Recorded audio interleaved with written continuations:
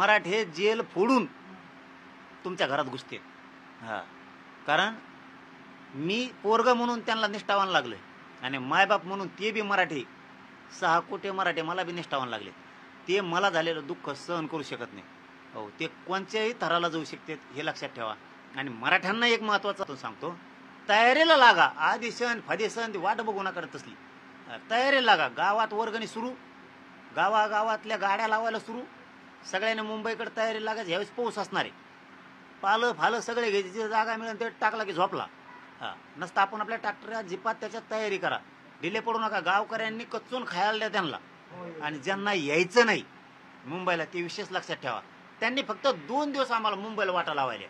ज्यांना यायचं नाही ना, कर्मचारी वर्गांच्या गाड्या घरी राहतात. आपण आपल्या गाड्या सुरू करा, फक्त मुंबईपर्यंत वाटा लावायला. शेतकरी माता मावल्यांनी फक्त मुंबईपर्यंत वाटा लावायला आणि तुम्ही सगळे माघारी या. मी आता आरक्षण घेऊन येतो. ह्यावेळेस शब्द आहे. आपण त्यांना वेळ दिला, आपल्या लहान मोठं म्हणून नाही म्हणून